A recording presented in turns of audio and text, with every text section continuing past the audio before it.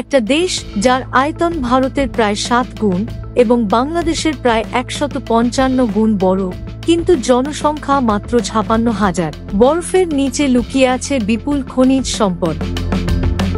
আর যুক্তরাষ্ট্রের সাবেক president Donald Trump একদিন হুট করে বলে বসলেন, আমরা গ্রিনল্যান্ড কিনতে চাই। কিন্তু কেন?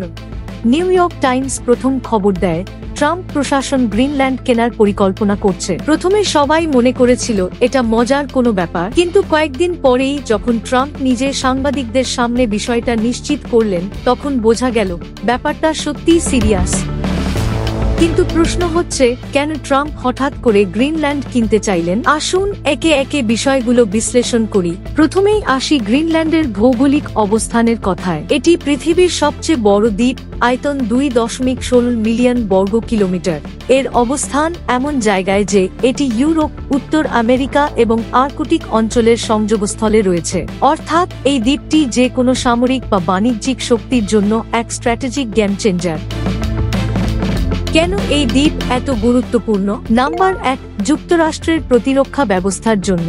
কোল্ড ওয়ারের সময় থেকে যুক্তরাষ্ট্র এই অঞ্চলে নজরদারি চালাচ্ছে, কারণ এখান থেকে ইউরোপ এবং রাশিয়ার গতিবিধি সহজেই ট্র্যাক করা যায়। নাম্বার 2, আর্কটিকের নিয়ন্ত্রণের জন্য। আর্কটিক অঞ্চলে বরফ গলার ফলে নতুন শিপিং রুট তৈরি হচ্ছে, যা ভবিষ্যতে বাণিজ্যের জন্য অত্যন্ত গুরুত্বপূর্ণ হতে পারে।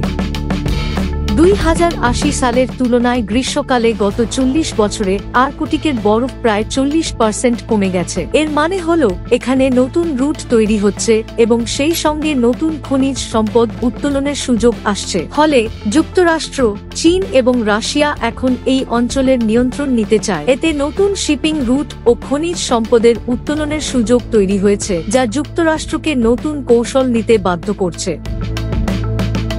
ট্রাম্পের গ্রিনল্যান্ড কেনার অন্যতম কারণ হল এখানকার বিশাল প্রাকৃতিক সম্পদ। কি কি আছে এই গ্রিনল্যান্ডে? গ্রিনল্যান্ডের উপকূলে প্রায় 17 বিলিয়ন ব্যারেল অপরিশোধিত তেলের মজুত রয়েছে বলে অনুমান করা হয়। বিশ্বের অন্যতম বৃহৎ বিরল খনিজ বা রেয়ার আর্থ মিনারেলস ভান্ডার, যেমন ইউরেনিয়াম, সোনা, হীরা এবং অন্যান্য মূল্যবান খনিজ সম্পদ রয়েছে। এই বিরল খনিজ উপাদানগুলোর চাহিদা ক্রমাগত বাড়ছে। বর্তমান বিশ্বে চীন এই খনিজগুলোর প্রায় 70 থেকে 80% সরবরাহ করে। যুক্তরাষ্ট্র যদি গ্রিনল্যান্ডের খনিজ নিয়ন্ত্রণ করতে পারে, তাহলে তারা চীনের ওপর নির্ভরতা কমিয়ে ফেলতে পারবে। এখন আসি সামরিক দিকটায়। গ্রিনল্যান্ডে যুক্তরাষ্ট্রের থুলে এয়ারবেস নামে একটি সামরিক ঘাঁটি রয়েছে, যা 1951 সালে স্থাপিত হয়। এটি বিশ্বের সবচেয়ে উত্তরের সামরিক ঘাঁটি। যুক্তরাষ্ট্রের কাছে এই ঘাঁটির অন্যতম হওয়ার কারণ হল মিসাইল ডিফেন্স সিস্টেম। যুক্তরাষ্ট্রের মূল মিসাইল প্রতিরক্ষা ব্যবস্থা এখান থেকে রাশিয়ার দিকে নজরদারি চালায়। এই ঘাঁটিতে রয়েছে যুক্তরাষ্ট্রের উপগ্রহ পর্যবেক্ষণ ও সামরিক গোয়েন্দা কার্যক্রমের গুরুত্বপূর্ণ কেন্দ্র। এখানে গুরুত্বপূর্ণ রাডার ওয়ার্নিং সিস্টেম রয়েছে, যা মিসাইল ডিফেন্স ও আর্কটিক অঞ্চলে নজরদারি করার জন্য ব্যবহৃত হয়। ট্রাম্পের পরিকল্পনা ছিল, যদি যুক্তরাষ্ট্র পুরো গ্রিনল্যান্ড কিনতে পারে, তাহলে এই ঘাঁটিটির কার্যক্রম আরও বাড়ানোর সুযোগ হবে। এবার দেখি ডেনমার্ক এবং আন্তর্জাতিক মহল কিভাবে প্রতিক্রিয়া দেখিয়েছিল। 2019 সালে ডোনাল্ড ট্রাম্প ঘোষণা দেন যে তিনি গ্রিনল্যান্ড কিনতে চান।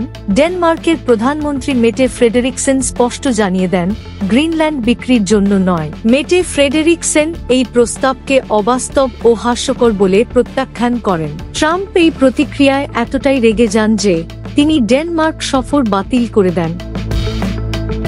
অন্যদিকে যুক্তরাষ্ট্রের অন্যতম প্রতিপক্ষ চীন ও রাশিয়া এই ঘটনাকে গুরুত্ব দিয়ে পর্যবেক্ষণ করছিল। ইউরোপীয় ইউনিয়ন এবং ন্যাটো মিত্ররা মনে করেছিল এটি ভূরাজনৈতিক ভারসাম্য নষ্ট করতে পারে।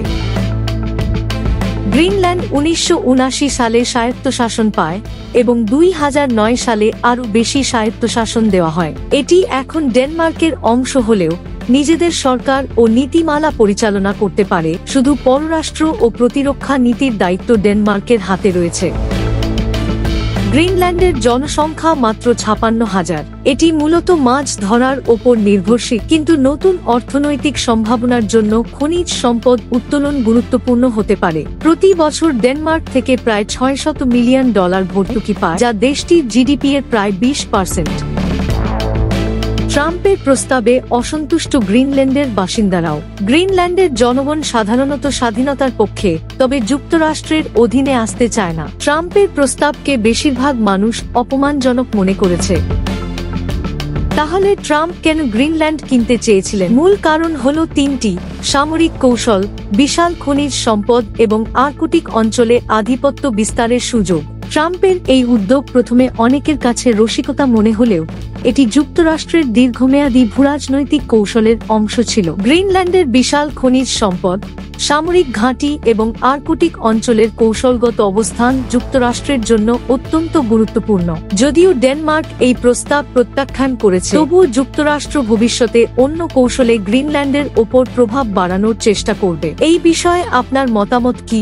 আপনি কি মনে করেন যে যুক্তরাষ্ট্র ভবিষ্যতে কোনোভাবে গ্রিনল্যান্ড দখল করতে পারবে? কমেন্টে জানিয়ে দিন। আর ভিডিও ভালো লাগলে লাইক, শেয়ার, সাবস্ক্রাইব করতে ভুলবেন না।